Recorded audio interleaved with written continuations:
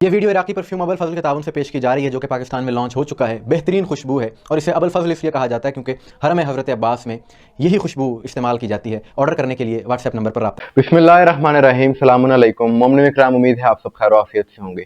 تاریخ گواہ ہے کہ ہمیشہ یزیدی طاقتوں نے، یزیدی عناصر نے، ان کی ہمیشہ یہ کوشش رہی کہ علی والوں پر ظلم کر کے، حسینیوں کو شہید کر کے انہیں ڈرایا جائے اور انہیں روک دیا جائے علی علی کرنے سے، حسین حسین کرنے سے۔ لیکن زمانہ شاہد ہے کہ جتنا ان عناصر نے ظلم کیا، جتنے عزاداروں کو شہید کیا، یہ ذکر اتنا ہی بڑھتا چلا گیا اور بڑھ رہا ہے۔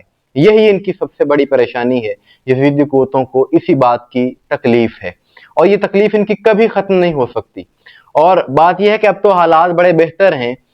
وہ دور کہ جب پوری حکومتیں یزیدی ہوا کرتی تھیں اور دشمنی اہل بیت کی بنیاد پر وہ لوگ آتے تھے، انہوں نے اپنی پوری طاقتیں لگا دیں، پوری کوششیں کر لیں، پھر وہ سلسلہ یہ عزاداری کا نہیں رک سکا، تو اب کیسے رک سکتا ہے؟ اب یہ ناممکنات میں سے ہے۔ لیکن ظلم جہاں بھی ہوگا تو اس حوالے سے آواز اٹھانا بہت ضروری ہے کہ بڑا افسوس ہوا یہ دیکھ کر کہ گزشتہ رات یعنی 4 اگست 2025 کی رات کراچی کا علاقہ پہلوان گوٹ کے جہاں پر 2 شیعہ مسلک سے تعلق رکھنے والے نوجوانوں کو یزیدی عناصر نے، شرپسند عناصر نے، کالعدم جماعت کے افراد نے حملہ کر کے، فائرنگ کر کے انہیں شہید کر دیا۔ جہاں پر اس حملے کے نتیجے میں 2 جوان شہید ہوئے، وہیں پر 4 جوان زخمی بھی ہوئے ہیں، وہ بھی مومنین ہیں۔ اور اس قسم کی وارداتوں میں جو ملوث عناصر ہیں وہ نہیں چاہتے کہ ملک میں امن ہو، وہ شر پسند ہے، ان کا کام شرانگیزی کرنا۔ اور ہمیشہ سے ان عناصر کی کوشش رہی ہے کہ کسی طریقے سے ملک کے امن کو متاثر کیا جائے، کہ کبھی عاشور کے قریب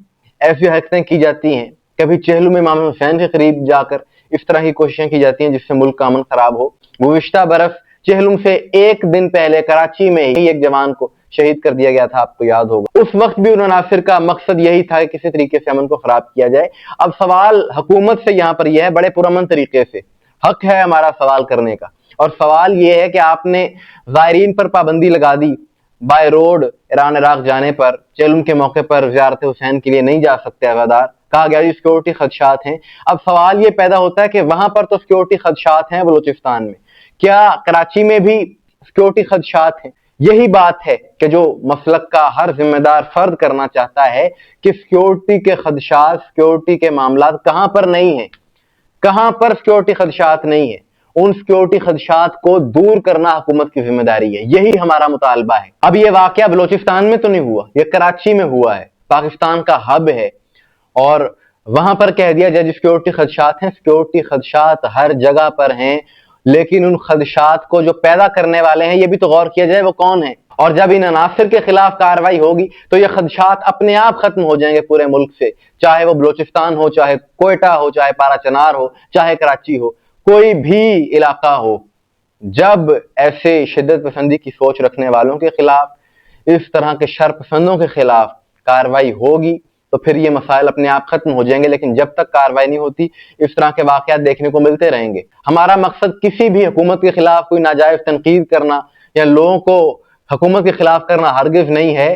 یہ ہر درد دل رکھنے والے پاکستانی کی آواز ہے جو ہم پیش کر رہے ہیں۔ اور بات یہ ہے کہ عزاداری نہیں رک سکتی، یزیدی چاہے جتنی مرضی کوششیں کر لیں، اور یہ بات اس چیز کا منہ بولتا ثبوت ہے کہ ان نوجوانوں کے، عزاداروں کے جنازوں کے بعد لبیک یا حسین کی صدائیں بلند کی گئیں، ہزاروں مومنین نے شرکت کی اور لبیک یا حسین، لبیک یا زینب کی صداؤں سے فضا گونج اٹھی، اور ان عزاداروں نے ثبوت دیا کہ تم ان ناموں کی وجہ سے مارتے ہو تو لو دیکھ لو، مرنے کے بعد بھی ہزاروں کی تعداد میں یہ نام لینے والے ہیں، یہ نام لینے والے کبھی ختم نہیں ہو سکتے انشاءاللہ۔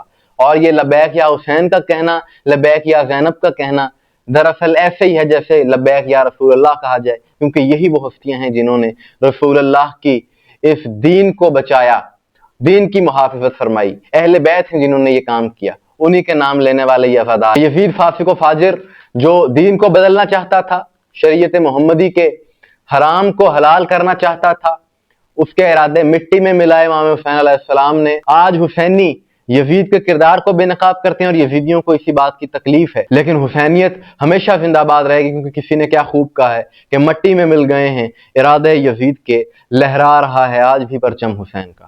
مومنین اکرام، آپ کی اس حوالے سے کیا رائے ہے کمنٹس میں ضرور بتائیے گا، مجھے دعا میں یاد رکھیے گا۔ السلام علیکم ورحمۃ اللہ۔